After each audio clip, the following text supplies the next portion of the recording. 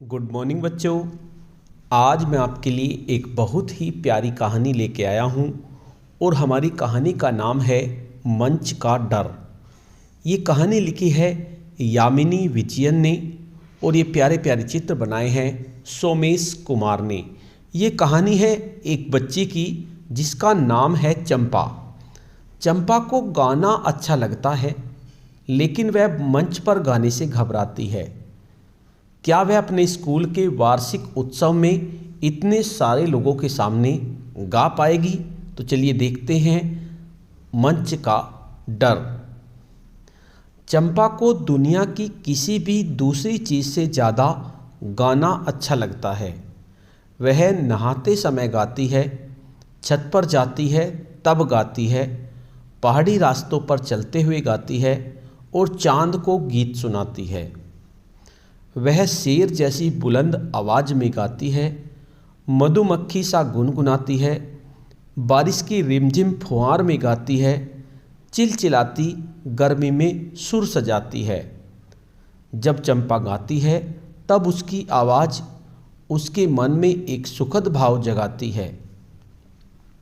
एक दिन जब चंपा गाती है तब बसंत की आंखों में चमक आ जाती है।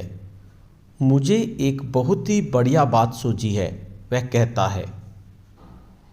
बसंत चंपा का सबसे अच्छा दोस्त है और उसे हरदम कुछ न कुछ सोचता रहता है।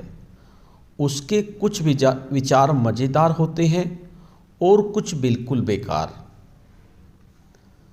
तुम्हें स्कूल के वार्षिकोत्सव में गाना चाहिए, बसंत ने कहा। क्यों? कैसा भयंकर सुझाव है, चंपा बोली। क्यों? गाओ ने, तुम्हें तो खूब गाना भाता है। चंपा ने बसंत को नहीं बताया कि वह सिर्फ एक ही बार मंच पर चढ़ी है और तब डर के मारे वह बेहोश होते होते बची थी। मैं इतने सारे लोगों के सामने नहीं गा सकती। मैं तो माँ और पा के सामने भी नहीं गाती, लेकिन तुम मेरे सामने तो गाती हो। बस तुम्हें थोड़ी सी कोशिश करने की ज़रूरत है चंपा। सचमुच करनी चाहिए। हाँ हाँ हाँ। और अगर माही और पारस ने मेरा मजाक उड़ाया? अगर वह मजाक उड़ाएंगे तो वह खुद बेवकूफ़ कहलाएंगे। तुम तो एक शानदार गायिका हो। भीड़ के सामने गाने की बात सोचने भर से चंपा के मन में हलचल होने लगी। एक तरफ उसका मन खुशी से फूला न समाता और दूसरी तरफ उसका दिल घबराता। पर उसे तो गाने से बेहद लगाव है। आखिरकार वह गाने की ठान लेती है।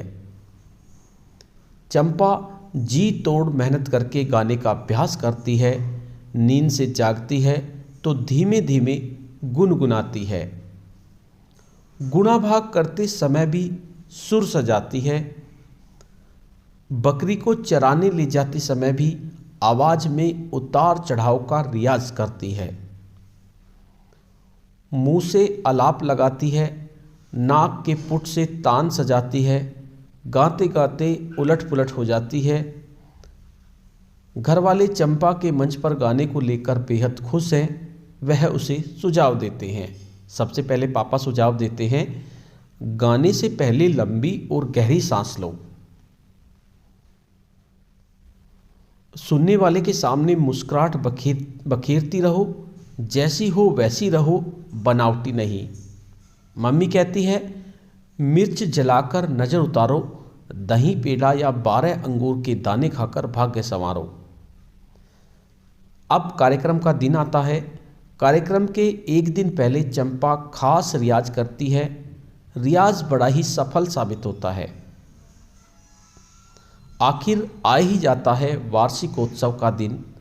चंपा वह स्वेटर पहनती है जो उसके दादाजी ने इस कार्यक्रम के लिए खास तौर पर बुना है।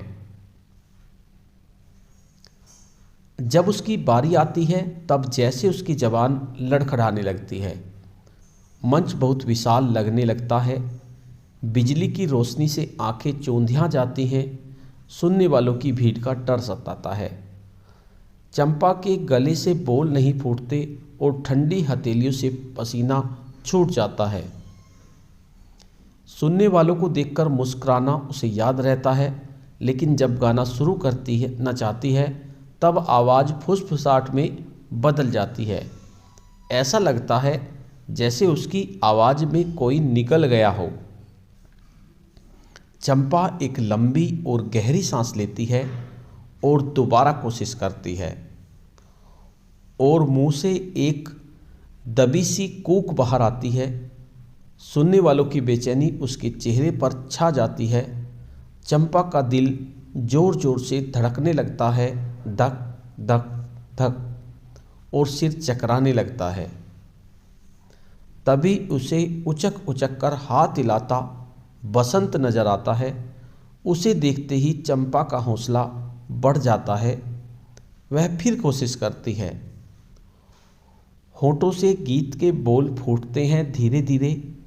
पहले आवाज़ कँपाती है, फिर कुछ ठीक हो जाती है, फिर संगीत की धारा बह निकलती है।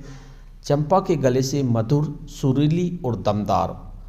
अब मंच के बड़ा होने से फर्क नहीं पड़ता।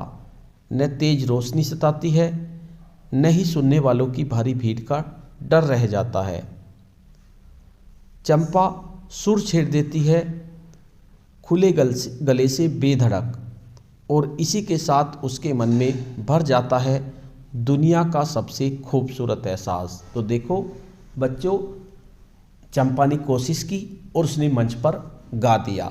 इस तरह से आप भी कोशिश करो, अपने प्रार्थना सभा में अपने विचार रखो, कुछ ना कुछ नई बात दूसरे साथियों को सुनाओ।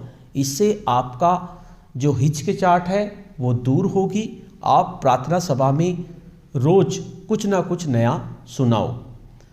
तो साथ बच्चों, आज के लिए इतना ही। कल एक नई कहानी में मिलते हैं। तब तक के लिए धन्यवाद।